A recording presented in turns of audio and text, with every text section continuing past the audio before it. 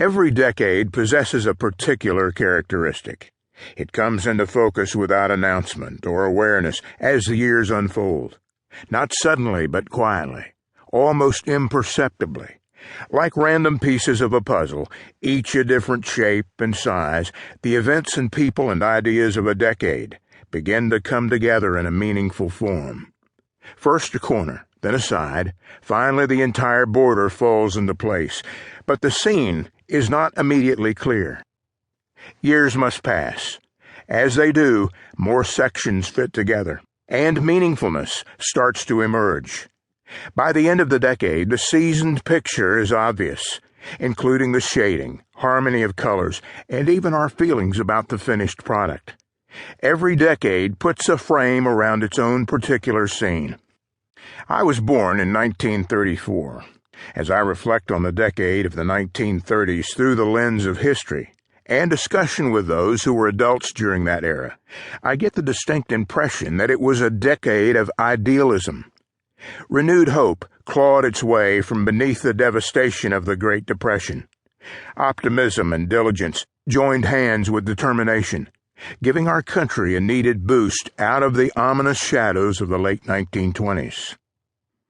I was a growing youngster in the 1940s, a decade of patriotism.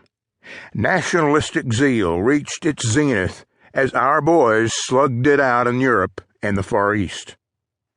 Simultaneous gasoline and food rationing, plus an unconditional commitment to win, gave us a feeling of pride and partnership as we rallied around the flag.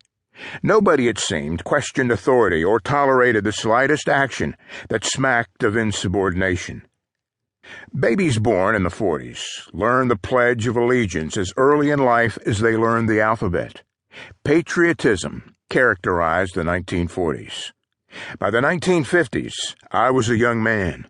My high school years in East Houston could have been the perfect place to film Happy Days. My education continued, and a hitch in the Marine Corps, a new bride, and a change in careers marked those days in my life.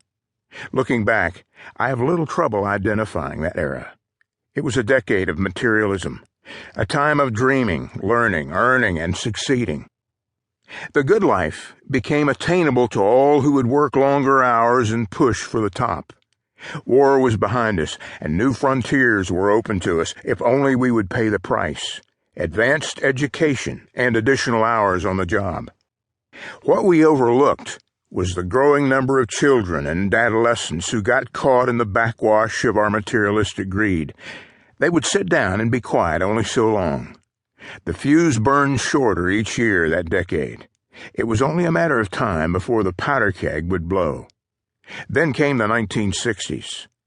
Who could ever forget the anger, the riots, the frenzy of the 60s? A decade of rebellion. A new music with a heavy beat made parents frown in disapproval and kids scream with excitement. The foundations of our new frontiers came unglued.